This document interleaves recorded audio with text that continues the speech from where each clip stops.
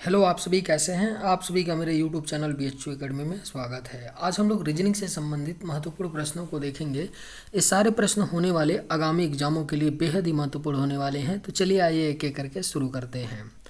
नीचे दी गई श्रृंखला श्रेणी में प्रश्नवाचक चिन्ह के स्थान पर कौन सी संख्या आएगी। सीरीज का प्रश्न दिया गया है। RRB NTPC 5-1-21 में पूछा गया है। क्या दिया गया है? W है, SO के, तो क्वेश्चन मार्क के स्थान पे बताना है कि यहाँ पर क्या आएगा। ठीक है, देखिए जब भी आपको ऐसा सीरीज दे जिसमें लेटर हो, है ना, तो उसको करने का क्या अप्रोच होना चाहिए। ठीक है, करने का आपका क्या अप्रोच होना चाहिए। अगर आप इन अक्षरों को देख करके पकड़ नहीं पाते हैं कि इनमें क्या हो रहा है, तो आप सिंपली क्या कर सकते हैं कि इनका प्लेस वैल्यू लिख सकते हैं। ठीक है, उससे क्वेश्चन बिल्कुल सरल हो जाएगा। मैं क्या करता हूँ, प्लेस वैल्यू लिख लेता हूँ सारे अक्षरों का। ठीक है, W का प्लेस वैल्यू कितना होता है 23, S का प्लेस वैल्यू कितना होता है 19, O का प्लेस वैल्यू कितना होता है 15 और K का प्लेस वैल्यू कितना होता है 11 और यहाँ कितना हो गया क्वेश्चन मार्क। ठीक है, अब ध्यान से देखिए, तो 23 से 19 हो रहा है, तो 23 से 19 कैसे हो सकता है। अगर मैं -4 कर दूं 23 में से, और 19 से क्या बन रहा है 15 बन रहा है, तो पुनः यहाँ पे मैं -4 कर दूं 19 में से, तो 15 आ जाएगा। और पुनः यहाँ क्या हो रहा है, 15 में से -4 करने पर 11 बन रहा है। यानी -4 हर बार क्या हो रहा है, डिडक्ट हो रहा है। यानी अगली बार भी क्या होगा, 11 में से -4 करेंगे तो क्वेश्चन मार्क के स्थान पे हमारा संख्या क्या आ जाएगा, 7 आएगा। ठीक है, अब 7 प्लेस वैल्यू किसका होता है, यहाँ इतना तो कंफर्म है कि क्वेश्चन मार्क के स्थान पे जो अक्षर आएगा, ठीक है ना, उसका प्लेस वैल्यू 7 होगा। तो 7 किसका प्लेस वैल्यू होता है, तो G का होता है। यानी आपका क्वेश्चन मार्क के स्थान पे क्या आ जाएगा, G आ जाएगा। और G किस ऑप्शन में दिया गया है, तो ऑप्शन नंबर C इसका सही जवाब हो जाएगा।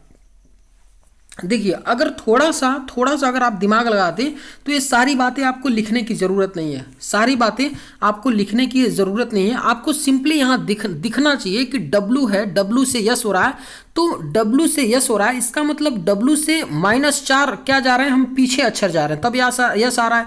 पुनः यस से हम -4 बैक हो रहे हैं तो O आ रहा है, O से -4 बैक आ रहे हैं तो K हो रहा है, और K से जब -4 आएंगे तो G होगा। सिंपली आप देख करके इसको सॉल्व कर सकते हैं। लेकिन अगर समझ में ना आए, अगर ना हो पाए, तो आप क्या करिए, एक बार सबका प्लेस वैल्यू करके आसानी से इसको सॉल्व कर सकते हैं। उम्मीद करते हैं कि आप लोग समझ पाए होंगे। चलिए अगले प्रश्न पे चलते हैं।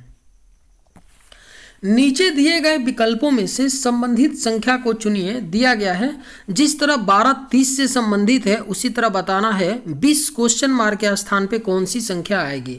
देखिए जब भी आपको ऐसा प्रश्न मिलता है तो अप्रोच क्या होता है, जो भी रेशियो की दो संख्याएं होती हैं, जैसे यहाँ पर रेशियो की दो संख्याएं कौन सी हैं, 12 और 30 है। ठीक है, हम ये देखते हैं कि जो रेशियो की दो संख्याएं होती हैं वो एक दूसरे से कैसे कोरिलेटेड होती हैं, उनके बीच में क्या संबंध लगता है, क्या लॉजिक बन रहा है। सेम संबंध, सेम लॉजिक को हम लोग 20 और क्वेश्चन मार्क में लगा करके अपना सिंपली आंसर लाएंगे। ठीक है,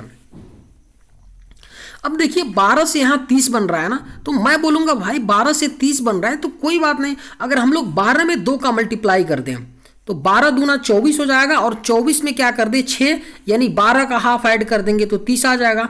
मैंने किया क्या कि 12 में किसका मल्टीप्लाई कर लिया, तो 12 में मैंने क्या किया, तो 2 का मल्टीप्लाई कर लिया, और क्या किया 12 का हाफ ऐड कर दिया तो 30 आ गया। तो सेम प्रक्रिया यहाँ भी होना चाहिए।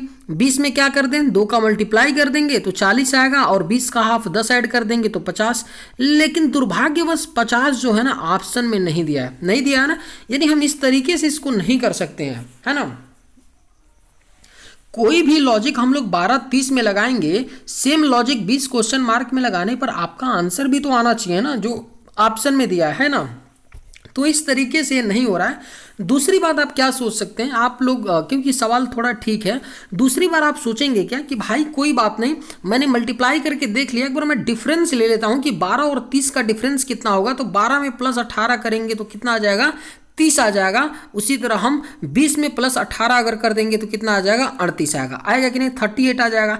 लेकिन यहाँ भी दुर्भाग्यवश ऑप्शन में 38 दिया नहीं है, क्योंकि आप इसी तरह सोचेंगे और कोई तरीका नहीं है ना। आपको एग्जैक्ट तुरंत नहीं पता चल जाएगा कि इसमें हो क्या रहा है। ये बेसिक क्या होते हैं, आपके स्टेप्स होते हैं कि आप ऐसे जा सकते हैं, है ना। लेकिन इस बार भी आपका 38 नहीं आ रहा है, यानी इस तरीके से भी हम इसको सॉल्व नहीं कर सकते हैं। तो थोड़ा सा और जब मैंने ध्यान दिया भाई, तो ये दिखा कि भाई ऐसे तो बन नहीं रहा है, तो कुछ और सोच सोचते हैं। तो मैंने क्या किया कि 12 को ध्यान से देखा, तो 12 को देखा तो मैं बोला भाई कि 12 जो है ना 3 और 4 का मल्टीप्लाई है। तो आप लोग बोलेंगे सही बोल रहे हो सर, ये तो हमें भी दिख रहा है, ठीक है। और अगर 30 की मैं बात कर लूँ ना तो 30 जो है ना 5 और 6 का क्या है, तो मल्टीप्लाई है। तो आप देख पा रहे हैं कि जो पहली संख्या है ना 3 × 4 है, और जो दूसरी संख्या बन रही है तो 4 से अगली संख्या 5 और 5 से अगली संख्या 6 का मल्टीप्लाई जा रहा है ना। कहने का मतलब ये है कि जो पहली संख्या 12 है वह 3 और 4 का मल्टीपल है, यानी कि क्या है, गुणा करने पर आ रहा है।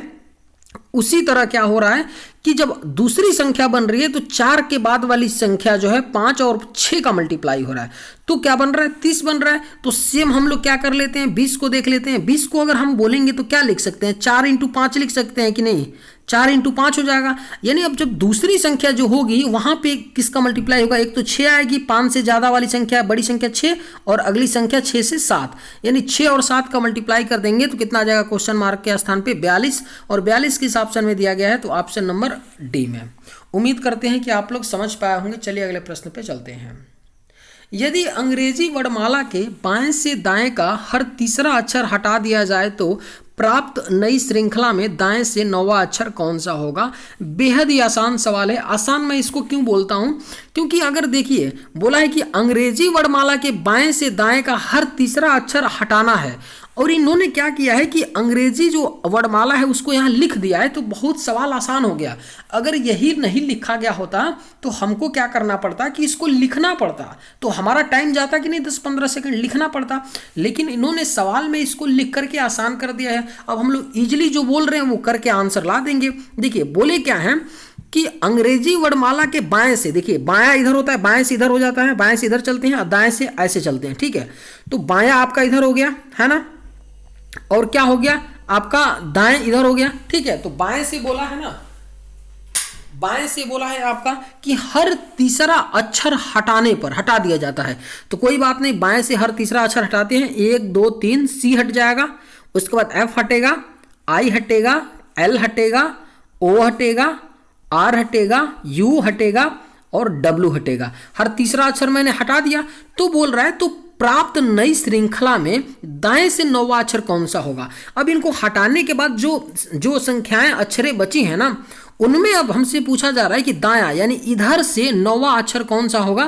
तो गिन लेते हैं, 1 2 3 4 5 6 7 8 9।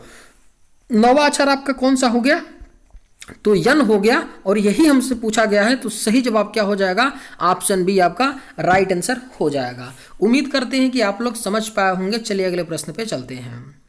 यदि चार्जर बराबर 60 है तो टॉपर को क्या लिखा जाएगा। टॉपर बराबर क्वेश्चन मार्क के स्थान पे क्या आएगा। देखिए जब भी आपको ऐसा प्रश्न मिले, मैं हमेशा बोलता हूं, हर वीडियो में एक इस टाइप का प्रश्न रहता है तो मैं बताता हूं। और रीजनिंग में एक यूनिवर्सल बात होता है, उसको आप लोग नोट कर लीजिए, मतलब कि वो कटता नहीं है, बिल्कुल होना ही होना है। जब भी आपको एक बात याद रखिएगा कि जब भी आपको अल्फाबेट के पेयर को किसी नंबर से कोड किया गया होता है तो वहां पर कुछ भी नहीं होता है, प्लेस वैल्यू का गेम होता है। जैसे यहां पर अगर मैं बात करूं, इस बात को याद रखिएगा, जैसे यहां चार्जर क्या है, तो आपके अल्फाबेट है ना, अक्षर है, अक्षर का पेयर दिया है, ठीक है, अक्षर का क्या है, एक समूह दिया है, और इसको किससे नंबर से कोड किया गया है, यानी बराबर 60 लिख रहा है। इसका मतलब ये होगा ना कि ये 60 हमारा कैसे आएगा, तो चार्जर जो है ना इसके अक्षरों के प्लेस वैल्यू का या तो सम होगा या तो प्लेस वैल्यू की डायरेक्ट कोडिंग होगी। तो भाई प्लेस वैल्यू का डायरेक्ट कोड मैं करूंगा तो भाई 60 तो आएगा नहीं। 60 एक क्या है, 2 डिजिट बड़ी संख्या बन रही है, तो कहीं ना कहीं चार्जर के प्लेस वैल्यू के सम से ही बन रहा होगा। सम करने पर या तो कुछ प्लस या माइनस करके हम 60 बना रहे होंगे, ठीक है। तो याद रखिएगा कि जब भी आपको ऐसा कंडीशन मिल जाए कि अल्फाबेट का पेयर और उसको लिखा जा रहा हो किसी संख्या से, तो वहां पर कुछ भी नहीं होता है। आप सीधे क्या करिए, तो प्लेस वैल्यू से मूव करिए। तो मैंने आपको बता दिया कि हमको प्लेस वैल्यू से चलना है। अब मैं क्या करूंगा, सिंपली चार्जर जो है ना इसके प्लेस वैल्यू को मैं लिखूंगा। ऐसे तो आप लोग एग्जाम में लिख के मत करिएगा, ठीक है ना, लेकिन मैं समझाने के लिए आपको लिख रहा हूं, ठीक है। चार्जर है, इसके प्लेस वैल्यू को पहले मैं लिखूंगा, ठीक है। सी का प्लेस वैल्यू 3 होता है, एच का प्लेस वैल्यू 8 होता है, ठीक है। ए का प्लेस वैल्यू कितना होता है, 1 होता है। आर का प्लेस वैल्यू कितना होता है, तो 18 होता है। जी का प्लेस वैल्यू कितना होता है, 7 होता है। ई का प्लेस वैल्यू कितना होता है, 5 होता है। आर का प्लेस वैल्यू कितना होता है 18 होता है। ठीक है, अब मैंने देखा भाई मैंने प्लेस वैल्यू लिख दिया सिंपली। अब मैं क्या कर रहा हूँ, मैं यहाँ देख रहा हूँ 60 है, तो एक बार मैं सम करके इनके प्लेस वैल्यू को देख ले रहा हूँ कि क्या बन रहा है। ठीक है, सम मैंने करना शुरू किया तो कितना हो गया, सम करेंगे तो देखिए 8 3 11, 11 1 12 और 12 18 कितना हो जाएगा 30, और 30 7 कितना 37, 5 42 और 42 18 कितना आ गया 60। यानी मैंने प्लेस वैल्यू का सम किया तो क्या आ गया 60 आ गया। यानी इस क्वेश्चन में कुछ भी नहीं हो रहा है, जो चार्जर है ना, चार्जर के प्लेस वैल्यू का सम करने पर 60 बन रहा है। तो सेम हम लोग टॉपर के प्लेस वैल्यू का सम कर देंगे, टॉपर के अक्षरों के प्लेस वैल्यू का सम करेंगे तो 60 आएगा।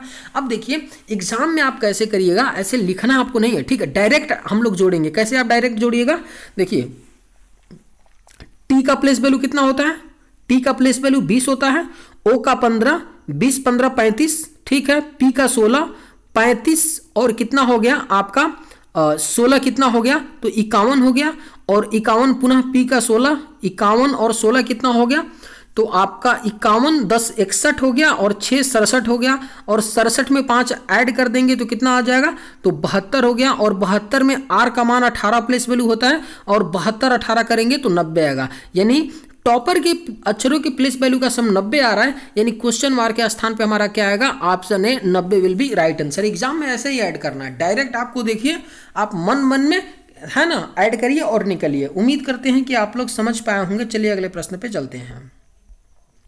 यदि 14 + 13 × 3 = 81 है तो 17 + 16 × 2 का मान ज्ञात कीजिए। सिंपल सा प्रश्न है। ठीक है, देखिए यहाँ पे बोल रहा है कि 14 + 13 × 3 = 81 है। अब देखिए ध्यान से समझिएगा मैं क्या बता रहा हूँ आपको। मैं बोलता हूँ भाई कि जब भी कोई इक्वेशन दिया हो, लेकिन देखिए रीजनिंग में बोल रहा है ना, ये ऐसा नहीं है, ये रीजनिंग में दिया है कि 14 + 13 × 3 = 81 है, तो उसी तरह ये इसका मान कितना होगा 17 + 16 × 2। तो ऐसा नहीं है कि हम ये देखेंगे कि भाई 13 और 3 का पहले हम गुणा कर लेते हैं। क्यों? क्योंकि भाई मैथ में तो यही बोलता है ना कि अगर प्लस और गुणे किसी इक्वेशन में दिया हो तो हम गुणा करेंगे पहले। तो चलो मैं कर लेता हूं उसी के हिसाब से। तो 13 में जब मैं 3 का गुणा करूंगा, 13 में मैं 3 का गुणा करूंगा डियर, तो क्या होगा 13 में जब मैं 3 का गुणा करूंगा तो 39 हो जाएगा, और 39 14 कितना हो गया तो 53 आ गया। लेकिन यहाँ तो 81 दिया है। बात समझिए भाई, बॉडमास रूल यही तो बोलता है ना, बॉडमास रूल यही बोलता है ना। लेकिन जब इस तरह का क्वेश्चन मिलता है ना, तो इसमें हमें करना क्या होता है, साम दाम दंड भेद लगा के किसी भी तरह से आप इनसे 81 लाइए, और वही साम दाम दंड भेद लगा के आप वही जो आपने जुगाड़ लगाया है उसी जुगाड़ से 17 + 16 × 2 का मान हमको लाना होता है। ठीक है, यानी साइन से फर्क नहीं पड़ता है, बॉडमास से फर्क नहीं पड़ता है, हमको किसी भी तरह लाना होता है ना। गुणे की जगह आपको भाग एज्यूम करने की जरूरत पड़े तो आप भाग ले लो, बस 81 आना चाहिए। और जैसे इसमें एज्यूम करके मान के साइन बदल के लगाए वो सॉल्व किया, वैसे आप 17 + 16 × 2 में करके आंसर लाते हो। ठीक है, जब मैंने क्या किया, गुणा किया फिर ऐड किया, तो मेरा तो मान 81 नहीं आ रहा है। तो मैं क्या करता हूं भाई कि 14 और 13 को मैं ऐड कर देता हूं। मैंने बोला भाई ध्यान से बात मेरी समझिएगा, मैं ये बोल रहा हूं सिंपल सी कि कोई बात नहीं, 14 और मैं 13 को पहले ऐड करता हूं। ठीक है, तो 14 और 13 को ऐड कर दूंगा तो 27 आएगा, और इंटू 3, और 27 × 3 कितना होता है 81। ठीक है, तो सेम हम लोग क्या करेंगे 17 + 16 × 2 में करेंगे। कैसे कि 17 + 16 को हम लोग ऐड पहले करेंगे तब मल्टीप्लाई करेंगे। तो जब हम 17 और 16 को ऐड करेंगे तो कितना आ जाएगा 33 आएगा, कितना आ जाएगा 33 आएगा, और 33 में जब हम 2 का मल्टीप्लाई कर देंगे तो कितना आएगा 66 आएगा। और 66 किस ऑप्शन में दिया गया है, 66 आपका क्वेश्चन मार्क के स्थान पे होगा, ऑप्शन सी में दिया है 66। तो राइट आंसर क्या हो जाएगा, option number C will be correct answer. उम्मीद करते हैं कि आप लोग समझ पाए होंगे। चलिए अगले प्रश्न पे चलते हैं। दिए गए विकल्पों में से प्रश्न चित्र का सही जल प्रतिबिंब चुने। देखिए मिरर इमेज का सवाल है।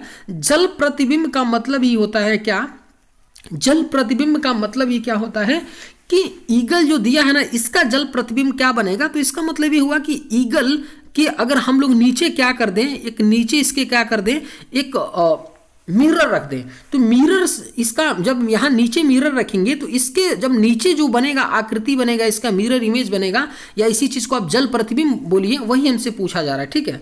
और इस तरह का प्रश्न जो है ना एसएससी पूछती है, एसएससी का फेवरेट प्रश्न है मिरर इमेज से और जल प्रतिबिंब से प्रश्न पूछना। आपका अप्रोच क्या होना चाहिए, जब भी आपको ऐसा प्रश्न मिले याद रखिए जल प्रतिबिंब बोल रहा है तो नीचे क्या होगा, इसका यहाँ पे क्या बनेगा, इमेज बनेगा, यहाँ बनेगा, ठीक है ना, यहाँ पर बनेगा, ठीक है, यहाँ पर बनेगा। तो आप लोग ऑप्शन से इस तरह के प्रश्नों को करने का प्रयास करिए, हमेशा बनाइए मत। ऐसा नहीं है कि इसका आप धीरे से नीचे जल प्रतिबिंब बनाइए और लिखिए, ऐसे नहीं करना है, ऑप्शन से जाना है। इतना तो आप लोगों को क्लियर होगा, ध्यान से समझिएगा, इतना तो क्लियर होगा जब इसका मैं क्या बनाऊंगा कि जल प्रतिबिंब बनेगा तो ई तो इसी प्रकार रहेगा ना। तो अब देखिए किस किस ऑप्शन में ई इस तरह से है, तो ऑप्शन ए में नहीं है, सी में है, बी में है, डी में। ध्यान से मेरी बात समझिएगा, मैं क्या बता रहा हूँ, बहुत मजेदार बता रहा हूँ। अब ईगल को मत देखिए, अब सी और बी डी को देखिए, सी बी डी में क्या करिए, मैच करिए। ई देखे आपने, बी में देखिए, सी में देखिए, डी में, ई तो एक जैसे है। पुनः ए देखिए, तीनों में एक जैसे है क्या, बी सी डी में बिल्कुल एक जैसे है। देखिए यहाँ भी ये ऐसे ही है, यहाँ भी ऐसे ही उल्टा लटका है, डी में भी लटका है। ईगल को अब मैं नहीं देख रहा हूँ, इसको मैं भूल गया हूँ अभी के लिए, अभी मैं देखूंगा, कब देखूंगा, अब देखिए। पुनः मैं तीसरे अक्षर जी को देख रहा हूँ, जी भी बी में एक जैसे हैं, बी में जैसा है वैसे ही सी में है, लेकिन डी में नहीं है, ठीक है। अब डी में नहीं है, ठीक है ना, तो अब देखिए जाहिर सी बात है भाई, जी जो है आपका ईगल का जब बनेगा तो पलटी मार जाएगा ना, यानी जी में तो हु बहु दिया है ना, तो डी तो होगा नहीं ऑप्शन, है ना। अब पुनः मेरे पास बी बच गया, सी बच गया। अब पुनः आप क्या करिए, जी तक तो मैच कर लिए हैं, अब अगला अक्षर यल है, यल को मैच करिए। तो बी में यल देखिए हु बहु इसी तरह है जैसे ईगल में है, तो भाई पलटी मारेगा ना, तो बी भी नहीं होगा। तो हमारा सही जवाब क्या हो जाएगा, option number C will be right answer. तो ऑप्शन से कभी भी इस तरह के प्रश्नों को करिएगा, है ना। उम्मीद करते हैं कि आप लोग समझ पाए होंगे। चलिए अगले प्रश्न पे चलते हैं। नीचे दिए गए विकल्पों में से संबंधित शब्द को चुनिए। क्या दिया गया है, जिस तरह दिन सप्ताह से संबंधित है उसी तरह बताना है कि माह किससे संबंधित होगा, क्वेश्चन मार्क के स्थान पे कौन सा शब्द आएगा। सेम 2 नंबर का सवाल है ना, सेम 2 नंबर का सवाल है।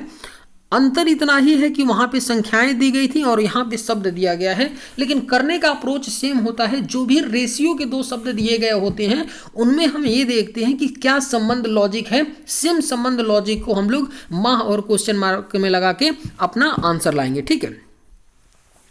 अब देखिए यहाँ दिन है सप्ताह। अब आप सभी को पता होगा कि दिन से मिल करके क्या होते हैं, दिन से मिल करके, यानी अगर मैं बोलूं कि 7 दिन मिल करके क्या होगा, 7 दिन मिल करके क्या बनता है, सप्ताह बनता है। यानी दिन के मिलने से, 7 दिन के मिलने से सप्ताह बनता है। उसी तरह माह के मिलने से क्या होता है, अगर मैं बोलूं 12 माह, महीनों के मिलने से क्या बनता है, महीनों के कॉम्बिनेशन से क्या बनता है, तो वार्षिक नहीं, कैलेंडर नहीं, सप्ताह नहीं, वर्ष। यानी कि माह के मिलने से क्या बनता है, वर्ष बनता है, एक साल बनता है। जिस प्रकार से दिन के कॉम्बिनेशन से सप्ताह बनता है, उसी तरह माह के कॉम्बिनेशन से यानी 12 माह का क्या बन जाता है, एक वर्ष बन जाता है। यानी सही जवाब क्या हो जाएगा, ऑप्शन नंबर सी इसका राइट आंसर हो जाएगा। उम्मीद करते हैं कि आप लोग समझ पाए होंगे। चलिए अगले प्रश्न पे चलते हैं। मैक्स अपने घर से 15 किलोमीटर पश्चिम दिशा में चलता है। डायरेक्शन का प्रश्न है, बेहद ही आसान सवाल होता है। एक सिंपल सी बात डायरेक्शन के प्रश्नों को करते वक्त आपको पता होना चाहिए। क्या पता होना चाहिए, आप सभी को पता भी होगा, फिर भी मैं बता रहा हूँ कि ऊपर क्या होता है, नॉर्थ होता है, उत्तर होता है। नीचे क्या होता है, साउथ दक्षिण होता है। इधर आपका ईस्ट पूरब होता है और इधर वेस्ट पश्चिम होता है, ठीक है। ये मैं इसलिए बता रहा हूँ कि मैं अगर बोलूँ भाई, मैं बोलूँ मान लीजिए आप में से कोई लड़का है, ठीक है, जो वीडियो देख रहा है, तो मैं उनसे बोलूं भाई आप ये बताइए, आपको मैं ये बोल रहा हूं कि आप 5 किलोमीटर दक्षिण चलो, तो आप किधर चलोगे, बोलोगे सर नीचे मैं ऐसे चल दूंगा 5 किलोमीटर दक्षिण, क्योंकि आप दक्षिण बोले हो और दक्षिण किधर है, नीचे है, इसलिए मैं नीचे चल रहा हूं। तो यही बात है। अगर मैं किसी से बोलूं, किसी डियर स्टूडेंट से बोलूं कि भाई तुम कोई बात नहीं भाई पश्चिम चलो, तो आप लोग बोलेगे 5 किलोमीटर मैं पश्चिम ऐसे चल दूंगा। भाई क्यों, क्योंकि पश्चिम दिशा इधर है ना। तो सिंपल सी बात है, इस बात को आप लोग समझ पा रहे होंगे, ठीक है। अब जैसे जैसे क्वेश्चन में बोला जा रहा है ना, वैसे वैसे हम लोग क्या करेंगे, एक डायग्राम बनाएंगे, फिर देख लेंगे पूछ क्या रहा है, ठीक है ना। पूछेगा आपसे क्या, इस तरह के क्वेश्चनों में जनरली क्या पूछता है, 2 ही बात पूछता है। या तो पूछेगा कि इनिशियल यानी प्रारंभिक और अंतिम स्थान के बीच दूरी बता दो, या तो ये पूछेगा कि अंतिम जो अंतिम जो फाइनल डेस्टिनेशन है वो किस दिशा में है। ये दो बातें यही पूछी जाती है ना, सिंपल सी। तो देख लेते हैं क्या बोल रहा है। मैक्स अपने घर से 15 किलोमीटर पश्चिम दिशा में चलता है। कोई मैक्स नाम का लड़का है, मैक्स हॉस्पिटल नहीं हो रही है बात, लड़के की बात हो रही है, ठीक है। लड़का है लड़की है, ठीक है, कोई फर्क नहीं पड़ता है। मैक्स अपने घर से 15 किलोमीटर पश्चिम, कोई बात नहीं, भैया को मैं 15 किलोमीटर इनको मैं सैर कराता हूँ पश्चिम का। अब आप लोग ये मत बोलिएगा सर इधर क्यों बनाया हो, क्यों इधर मैं बनाया हूँ, क्योंकि पश्चिम इधर है इसलिए मैं इस लाइन को इस तरह बनाया हूँ। और क्या बोल रहा है, फिर बाईं ओर मुड़कर 15 किलोमीटर चलता है। अब इधर से बाईं मुड़ेगा तो इस साइड मुड़ेगा, और यहाँ से बाईं मुड़ता है, कितना चलता है 15 किलोमीटर। यहाँ से मुड़ा, कितना चला 15 किलोमीटर बाईं मुड़ के, ठीक है। बायां दायां तो समझ में आ रहा है ना भाई, बिल्कुल आ रहा होगा। क्यों, अगर मैं देखिए, अगर मैं इस तरह से एक लाइन खींच दूं, ऐसे कोई ऐसे पर्सन जा रहा है, अगर इसका मैं पूछूं बायां क्या हो किधर होगा, तो बायां इधर होता है, और दायां किधर होता है, तो दायां इस साइड होता है, ठीक है ना, इस रिस्पेक्ट में। तो इसलिए मैंने क्या किया, नीचे की तरफ उसको चलाया है मैक्स को, ठीक है। अब आगे क्या बोल रहा है कि वहां से फिर बाईं ओर मुड़कर 15 किलोमीटर स्कूल पहुंचता है। यहां से पुनः बाईं मुड़ेगा तो इधर चलेगा, और 15 किलोमीटर चलता है पुनः, और कहाँ चला जाता है, तो स्कूल आ गया। कहाँ पे, स्कूल आ गया, ठीक है। और ये क्या था, इसका घर था, है ना। तो पूछ क्या रहा है हमसे कि उसके घर और स्कूल के बीच की न्यूनतम दूरी कितनी है। तो ये जो डिस्टेंस है ना स्कूल और घर के बीच की, यही हमको बताना है, ठीक है। तो ध्यान दीजिए, ये दूरी और ये दूरी तो बराबर ही है ना, ये दूरी 15 किलोमीटर है, तो ये भी तो दूरी 15 किलोमीटर ही होगा ना, बिल्कुल 15 किलोमीटर होगा। यानी उसके स्कूल और घर के बीच की दूरी कितनी है, 15 किलोमीटर है। राइट आंसर क्या हो जाएगा, ऑप्शन नंबर ए इसका सही जवाब हो जाएगा। उम्मीद करते हैं कि आप लोग समझ पाए होंगे। चलिए अगले प्रश्न पे चलते हैं। एक व्यक्ति की तस्वीर की ओर इशारा करते हुए रमेश ने कहा, ब्लड रिलेशन का सवाल है। और ब्लड रिलेशन का जो टॉपिक होता है अपने आप में बेहद ही महत्वपूर्ण टॉपिक होता है। महत्वपूर्ण मैं इसलिए बोल रहा हूँ क्योंकि एसएससी हो या रेलवे एग्जाम, एक प्रश्न पूछ लिया जाता है, एक प्रश्न आपका रीजनिंग में ब्लड रिलेशन के टॉपिक से पूछ लिया जाता है। इसलिए ये टॉपिक बहुत ही इंपॉर्टेंट हो जाता है। किसी और टॉपिक से प्रश्न आए या ना आए, लेकिन दो टॉपिक रीजनिंग में है, सिलॉक्स और ब्लड रिलेशन, जहाँ से क्वेश्चन बनना ही बनना है। और अगर मैं ब्लड रिलेशन की बात करूं तो ब्लड रिलेशन का जो चैप्टर है, ऐसा चैप्टर होता है कि बहुत सारे बच्चों को समझ में नहीं आता है, और वाकई में मेरा ऐसा मानना है कि कठिन होता है बाकी चैप्टर की तुलना में। अगर ब्लड रिलेशन का सवाल अगर आप लोग बैंकिंग का देख लेंगे तो चक्कर आकर के आपको गिर जाएगा। अगर आप एसएससी और रेलवे की तैयारी करते हैं और कभी खुदा ना खास्ता आपको लगे कि अरे ब्लड रिलेशन तो मुझे बहुत आता है, बहुत आता है, तो एक बार बैंकिंग, एसबीआई पीओ या आईबीपीएस पीओ का प्रीवियस लगा के आप ब्लड रिलेशन का क्वेश्चन देखेंगे तो आपको एक बार दो बार तो मिनी अटैक आ ही जाएगा, ठीक है ना। तो इसलिए अपने आप में बहुत अच्छा, मतलब बहुत कठिन टॉपिक मैं इसको मानता हूँ। लेकिन एसएससी और रेलवे के पर्सपेक्टिव से बात करूँ ना तो उतना टफ क्वेश्चन नहीं पूछता है ना। फिर भी बाकी क्वेश्चनों की अपेक्षा ये टफ क्वेश्चन हो ही जाता है ना। तो अप्रोच क्या होना चाहिए जब भी आपको ऐसा प्रश्न मिले ब्लड रिलेशन का, तो अप्रोच क्या होना चाहिए। देखिए सिंपल सा, मैं आपको कभी सलाह नहीं दूंगा कि आप ओरली करिए। कई लोग इसको ओरली करके निकल जाएंगे, लेकिन ओरली आप भी करिए, अच्छी बात है। अगर मान लीजिए 20 सेकंड की जगह पे अगर 5 सेकंड में आप करके किसी सवाल को निकलते हैं तो इसमें गलत नहीं है, अच्छी बात है। लेकिन वो तभी आप कर पाएंगे जब बहुत ज़्यादा आप प्रैक्टिस किए रहेंगे, बारीकियों को समझेंगे। उसके पहले अगर आप बिगिनर हैं या फिर चीज़ें नहीं समझ पा रहे हैं तो कैसे आप करेंगे, पकड़ेंगे कैसे, और कैसे ब्लड रिलेशन के क्वेश्चनों को अटेम्प्ट आप करेंगे। तो कुछ भी नहीं करना है, जैसे जैसे क्वेश्चन में बोला जाए वैसे वैसे हम लोग क्या करेंगे, एक जनरेशन ट्री बनाएंगे, ठीक है। और उसी जनरेशन ट्री के आधार पर क्वेश्चन को सॉल्व करने का प्रयास करेंगे। ध्यान से समझिएगा मैं कैसे इसको पकड़ रहा हूं सवाल को, ठीक है। बोला है कि एक व्यक्ति की तस्वीर की ओर इशारा करते हुए रमेश ने कहा, ध्यान से समझिएगा, आर से क्या है, रमेश, पूरा रमेश नहीं लिखना है, आर से रमेश, रमेश क्या होगा, लड़का ही होगा, नाम से पता चल रहा है, ठीक है, नाम से पता चल जाता है ना। अगर आपको क्लियर नहीं है कि लड़का है कि लड़की है तो प्लस या माइनस आप लगा सकते हैं। लेकिन यहाँ बोला है एक व्यक्ति की ओर इशारा करते हुए रमेश ने कहा, ठीक है। तो रमेश क्या हो गया, आपका आर बना लिया, सर्कल बना लिया। क्या बोलता है, कोई तस्वीर है, जैसे मान लेते हैं एक तस्वीर यहाँ है, क्या था, एक तस्वीर यहाँ था, एक क्या था, तस्वीर था, जिसकी तरफ इशारा उंगली करता है कौन, तो रमेश करता है, क्या बोलता है, तस्वीर के बारे में कुछ बोल रहा है रमेश। क्या बोला है कि यह व्यक्ति, जो ये व्यक्ति तस्वीर वाला है, मेरी माँ की इकलौती संतान, यानी मेरी माँ, रमेश की माँ बना लेते हैं, ठीक है। रमेश की यहाँ क्या है, तो मदर माँ है, ठीक है। माँ होंगी तो माइनस, यानी लड़की होंगी तो माइनस लगाएंगे। माइनस और प्लस और माइनस में क्यों लगा रहा हूँ कि माइनस का मतलब उसकी माँ है, फीमेल के लिए हम साइन माइनस यूज करते हैं और मेल के लिए प्लस। लेकिन हम रमेश के बारे में, ऐसे तो लड़का ही रमेश का नाम होता है, लेकिन फिर भी अगर डाउट है तो प्लस और माइनस हम लोग लगा लेते हैं, ठीक है ना। प्लस और माइनस हम लोग लगा लेते हैं। प्लस माइनस का मतलब ये हुआ कि हमें क्लियर नहीं है कि आर क्या है, रमेश क्या है, लड़का या लड़की, ठीक है। क्या बोला है कि यह जो व्यक्ति है ना तस्वीर वाला, मेरी माँ की इकलौती संतान।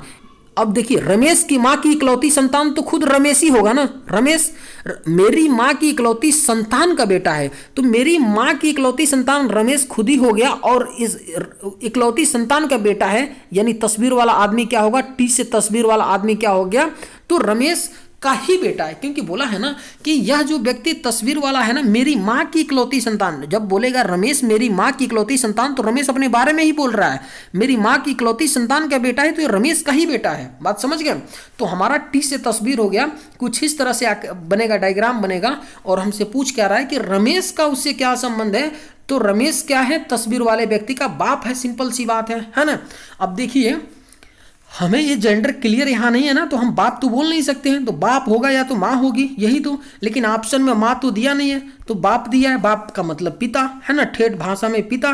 तो राइट आंसर क्या हो जाएगा, ऑप्शन सी हो जाएगा। जो तस्वीर वाला व्यक्ति है ना, ठीक है, और रमेश का क्या है, तो बेटा है, और रमेश उसका क्या है, तस्वीर वाले व्यक्ति का तो पिता है। सही जवाब क्या हो जाएगा, ऑप्शन नंबर सी इसका राइट आंसर हो जाएगा। उम्मीद करते हैं कि आप लोग समझ पाए होंगे। चलिए अगले प्रश्न पे चलते हैं। यदि 12 अक्टूबर 1997 को शनिवार था तो वर्ष 2008 में उसी दिनांक को कौन सा दिन था। बहुत ही अच्छा सवाल है। इस सवाल को देखिए, आप लोग कर तभी पाएंगे जब एक छोटी सी बात आपको पता होगी। ऐसे कर लेंगे, बहुत मेहनत लगेगा, लेकिन एक छोटी सी बात पता होगी तो आप यूं तुरंत करके निकल जाएंगे। बात ध्यान से समझिएगा। जैसे कि एक बात होती है कैलेंडर में, कि मान लीजिए इस साल के, अगर मैं बोलूँ इस साल के, ठीक है, ध्यान से समझिएगा, इस साल के किसी तारीख से अगले साल के सेम उसी तारीख को जाने पर जो दिन होता है ना, वो एक दिन बढ़ जाता है। जैसे अगर मैं बोलूं कि आज, ठीक है, आज क्या है, आज आपका मान लेते हैं कि रविवार है नहीं, लेकिन आज मानता हूं मैं रविवार है, तो आज ही के दिन रविवार है, तो आज ही के डेट में अगले साल को जब मैं जाऊंगा और उस दिन जब मैं दिन देखूंगा तो रविवार नहीं होगा, एक दिन बढ़ जाएगा, तो रविवार में एक दिन ज्यादा, सोमवार। लेकिन एक किस कंडीशन में होता है कि जब जो ईयर होता है आपका नॉर्मल ईयर होता है, ठीक है। अगर किसी सामान्य ईयर से, ध्यान से समझिएगा, किसी सामान्य ईयर के किसी दिन से, किसी सामान्य ईयर के किसी डेट को से अगले सामान्य ईयर के सेम उसी डेट पर जाने पर जो दिनांक होता है, दिन होता है, एक दिन बढ़ जाता है। लेकिन किसी सामान्य वर्ष से अगले किसी उसी डेट को लीप ईयर में जाने पर जो दिन होता है, 2 दिन बढ़ जाता है। आप समझ पाएंगे, उम्मीद करते हैं कि, ठीक है। तो सेम प्रक्रिया हम वही यहाँ पे लगाएंगे। जैसे यहाँ मैं समझा रहा हूँ, थोड़ा सा समझिएगा, अगर बात मेरी समझ में नहीं आई होगी तो, ठीक है। जैसे ये बोला है ना कि 12 अक्टूबर 1997 को शनिवार बोल रखा है, और हमसे पूछ रहा भाई 2008 में उसी दिनांक, यानी 2008 में 12 अक्टूबर को भी कौन सा दिन होगा। तो बहुत चुतिया वाला सवाल पूछ दिया भाई, उतना हम कैसे पता कर पाएंगे। 97 से हम 11 साल बाद जाके पता करें कि भाई 12 अक्टूबर को कौन सा दिन है, ये तो बड़ा मुश्किल सा हो गया सवाल, है कि नहीं। लेकिन कोई बात नहीं, अभी जो मैं बात बोला हूँ उसका मतलब क्या था। जैसे 12 अक्टूबर को बोल रहा है 1997 को शनिवार था, ठीक है। 12 ओ से अक्टूबर 1997 को क्या था, बोला है ये कि आपका शनिवार था। ध्यान से समझिएगा, ठीक है, शनिवार था बोल रहा है ना, ठीक है। तो अगर मैं बोलूं, अब देखिए अगले साल मैं जाऊंगा 12 अक्टूबर को ही मैं जा रहा हूं, 12 अक्टूबर को, है ना। 1998 को मैं पहुंचा, 12 अक्टूबर को 1998 को जब मैं पहुंचा, तो ध्यान से समझिएगा, 1997 क्या है, नॉर्मल ईयर है। 4 से देखिए, लीप ईयर कौन सा होता है, जिसका फरवरी 29 का होता है। और लीप ईयर कैसे चेक करते हैं, अगर कोई साल 4 से डिवाइड हो जाता है तो वो लीप ईयर होता है, ठीक है। तो 1997 भी नॉर्मल ईयर है, 1998 भी नॉर्मल ईयर है। तो यहाँ पे क्या होगा, जब मैं 12 अक्टूबर 1997 से 12 अक्टूबर 1998 में आऊँगा ना, तो शनिवार से एक दिन बढ़ जाएगा, प्लस इसमें एक ज़्यादा हो जाएगा। यहाँ पे क्या हो जाएगा, रविवार हो जाएगा, रविवार हो जाएगा। अगर यही क्या होता कि 1998 अगर क्या होता है एक लीप ईयर होता तो इसमें 2 दिन ऐड कर देता, तो जब मैं 2 ऐड करता तो यहाँ पे सोमवार हो जाता रविवार की जगह। तो समझ पाए होंगे ना, ठीक है। तो इसी तरह हम लोग आगे मूव करेंगे, ध्यान से समझिएगा, ध्यान से समझिएगा। अब मैं इसको कैसे मूव करा रहा हूँ, ध्यान से समझिएगा मैं क्या बोल रहा हूँ, ठीक है। 12 अक्टूबर है ना, जब 1998 को आएंगे समझिएगा तो +1 होगा, बढ़ेगा। 1999 को जाएंगे +1 बढ़ जाएगा, ठीक है। लेकिन 1999 से जब मैं क्या करूंगा, जब अगली 2000 में सन में बढ़ूंगा, 1999 से 2000 में सन में बढ़ूंगा, तो 2000 क्या हो जाएगा आपका एक लीप ईयर हो जाएगा, तो यहाँ पे 2 बढ़ जाएगा। ध्यान से समझ रहे हैं, 2000 हो चुका है, जब 2000 से मैं 2001 में जाऊंगा तो वहाँ पे 1 बढ़ जाएगा, है ना। अब 2001 से मैं जब 2002 में जाऊंगा तो पुनः 1 बढ़ जाएगा, और 2002 से मैं पुनः 2003 में जाऊंगा तो 1 बढ़ेगा, और 2003 से जब मैं 2004 में जाऊंगा तो 2 बढ़ेगा क्योंकि 2004 लीप ईयर है, और पुनः 2004 से मैं 2005 में जाऊंगा तो 1 बढ़ेगा, और 2005 से 2006 में जाऊंगा तो 1 बढ़ेगा, और 2006 से 2007 में जाऊंगा तो 1 बढ़ेगा, और 2007 से 2008 में जाऊंगा तो 2 बढ़ेगा। अब इन सबको काउंट कर लीजिए कितना हो रहा है, 1 2 4 5 6 7 2 9 10 11 12 13 14, टोटल इसमें कितने हो गए, 14 बढ़ रहा है, 14 बढ़ रहा है। तो 14 में हम लोग ऑड डे निकाल लेते हैं, 14 में ऑड डे निकाल लेते हैं। तो ऑड डे कैसे निकलता है, 7 से डिवाइड कर लीजिए, तो 7 से डिवाइड करेंगे तो इसमें ऑड डे 0 आ रहा है, रिमाइंडर 0 क्या होता है, ऑड डे, ठीक है।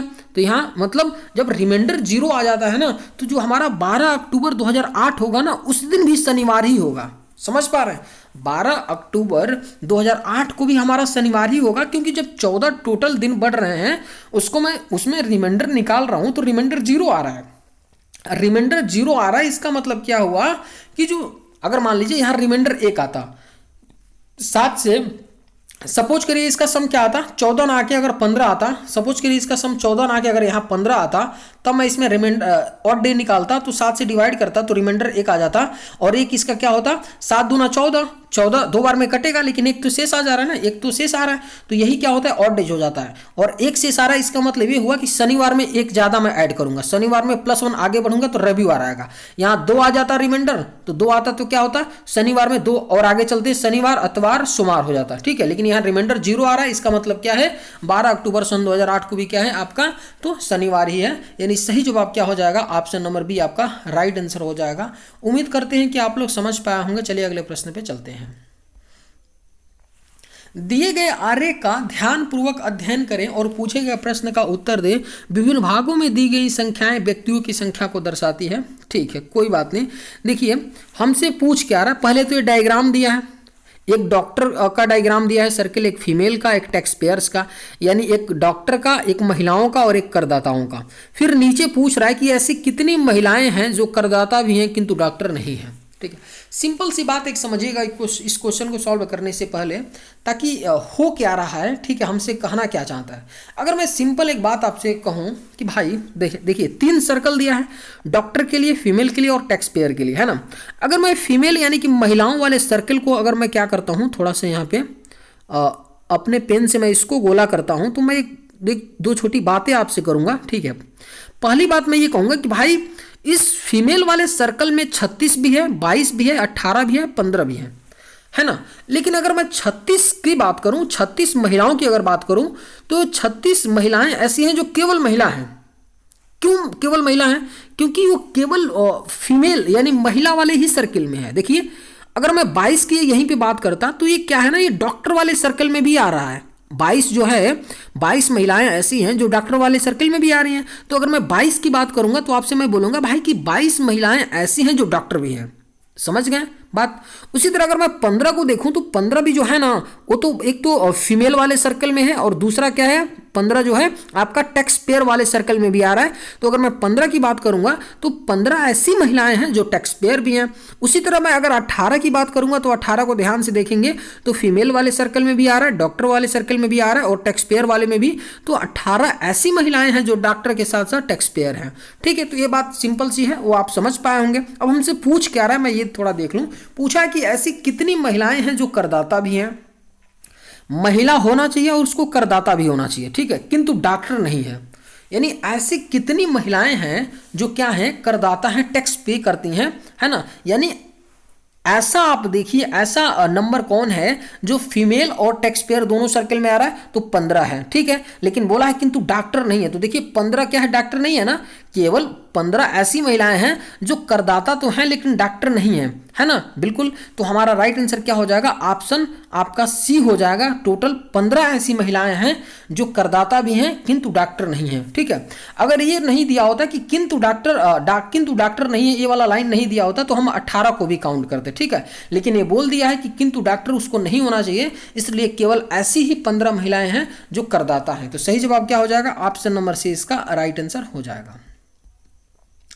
दिए गए समीकरण में किन दो चिन्हों को के स्थान परस्पर बदलने से समीकरण संतुलित हो जाएगा। देखिए आरआरसी ग्रुप डी 30/8/2022 में पूछा गया प्रश्न है, ठीक है। देखिए जब भी आपको ऐसा सवाल मिले ना तो क्या ही बताऊं, सवाल बहुत इजी है, लेकिन सवाल इजी तो है लेकिन ये ऐसा सवाल है ना कि कई दफ़ा आपका टाइम लेके चला जाएगा, ठीक है। इसीलिए इस तरह के सवालों को एग्जाम में डाला जाता है, एसएससी भी ऐसा पूछती है। सवाल ये बोल रहा है भाई कि जो इक्वेशन दिया है ना, इस इक्वेशन में कौन से ऑप्शन के दो साइन को इंटरचेंज करने पर, जैसे ऑप्शन ए का साइन इंटू और माइनस दिया, इसको बदलने पर, या बी के साइन भाग्य और माइनस को बदलने, या सी के साइन गुणे और प्लस, या डी के साइन भाग्य और गुणे को बदलने पर ये समीकरण संतुष्ट होगा। यानी कौन से ऑप्शन के साइन को हमें बदलना होगा, हमसे ये पूछ रहा है, ठीक है। तो भाई सिंपल सा सवाल है, हम क्या करेंगे कि एक एक ऑप्शन चेक कर लें, ऑप्शन ए चेक करके साइन के इंटरचेंज करके देख लें भाई ऑप्शन ए का साइन बदलने पे समीकरण संतुष्ट हो रहा है, अगर होगा तो ऑप्शन ए सही हो जाएगा। बी को चेक कर ले, बी नहीं होगा तो सी को, सी नहीं होगा तो डी को, जौन सा ऑप्शन होगा, ठीक है, जौन ऑप्शन का साइन चेंज करने पर, इंटरचेंज करने पे समीकरण संतुष्ट होगा वही आपका राइट आंसर हो जाएगा। लेकिन मैं एक छोटी सी बात करूंगा भाई, मान लीजिए आपकी किस्मत खराब रही, आपने चेक करना शुरू किया, आपकी किस्मत खराब रही, ऑप्शन ए के साइन को चेंज किया नहीं से हुआ, बी को किया नहीं हुआ, सी को किया नहीं हुआ, डी को किए तो डी लास्ट वाला हुआ, तब तक आपका 45 सेकंड निकल गया।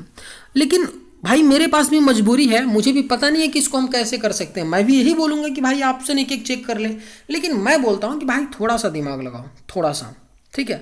हर कोई करेगा, हर कोई तो भाई इसी तरह बता रहा है, करेगा भी, मैं भी वही बोलूँगा, लेकिन मैं ये बोलता हूँ भाई करना ही है तो थोड़ा सा दिमाग लगा के थोड़ा सा और सोचने का प्रयास करते हैं। तो मैं ये बोल रहा हूँ, देखिए ध्यान से समझिएगा, मैं आपसे ये बोला, मैंने इसको देखा तो मैं ये बोला भाई कि डिवीजन जहां पे भी होगा, जैसे इक्वल टू के बाद यहाँ 6 संख्या है, 6 है, एक क्या है, एक पूर्ण संख्या है, तो डिवीजन ऐसा होना चाहिए कि डिवाइड अगली संख्या को कर दे, डिवीजन के अगल बगल में ऐसी संख्याएं होनी चाहिए जो एक दूसरे को काट दे, तभी तो यहाँ पूर्ण संख्या होगा। अगर सपोज करिए अगर 8 से 10 में भाग देंगे तो ये पॉइंट में आ जाएगा वैल्यू, और पॉइंट में आने का मतलब कि क्या होगा, इक्वल टू क्या हो जाएगा, ये आपका इक्वल टू के इक्वल में क्या होगा, पॉइंट में संख्या आने लगेगी। तो हमें ये देखना होगा कि भाई भाग्य जहां भी है ना उसको ऐसे जगह है कि पूरा संख्याएं कट जाए, तो है ना। अब देखिए अगर मैं क्या करूं, भाग्य को प्लस की जगह रखूंगा तो भी 8/3 होगा, तो भी नहीं कट पाएगा 8 3 से, गुणे की जगह रखूंगा तो भी नहीं कट पाएगा। यानी अगर भाग्य को मैं कहीं भी इधर उधर लेके जा रहा हूं ना तो ये काट नहीं पा रहा है, कट नहीं पा रहा है, आगे वाली संख्या पीछे वाली से नहीं कट रहा है ना। तो इतना तो क्लियर है कि मैं भाग्य को नहीं छेड़ सकता हूं, बी और डी को मैं नहीं छेड़ सकता हूं, ऑप्शन बी डी को मैंने एलिमिनेट कर दिया। समझ रहा मैं क्या बोल रहा हूं, ठीक है। अब मैं देखिए, अब मैं क्या करता हूं, अब मैं ये बोलता हूं कि ऑप्शन हमारे पास ए और सी बचा तो मैं चेक कर लेता हूं। अब तो मेरे पास थोड़ा आसान हो गया ना, 2 ही ऑप्शन में से चेक करना है, तो ऑप्शन ए मैं चेक करता हूं, ठीक है। यानी माइनस की जगह गुणे रखेंगे और गुणे की जगह माइनस, सॉल्व कर लेते हैं। 4 × 10 डिवीजन कितना हो गया, 8 हो गया, ठीक है, प्लस 3 - 2 = 6 हो गया, ठीक है। 10 चौको 40 हो गया, नहीं 40 ना कीजिए, हम लोग यहाँ क्या करेंगे, 4 × 10/8 हो जाएगा ना, पहले डिवीजन करते हैं ना, प्लस 3 - 2 = 6, 4 से 2 बार में और 2 से 5 बार में, यहाँ 5 बच गया, ठीक है। तो 5 + 3 कितना हो जाएगा, 8 और -2 = 6, तो 6 = 6। यानी ऑप्शन ए क्या कर रहा है, ऑप्शन ए के साइन को बदलने पर इक्वेशन संतुष्ट हो रहा है। तो हमारा सही जवाब क्या हो जाएगा, option number A will be right answer. उम्मीद करते हैं कि आप लोग समझ पाए होंगे।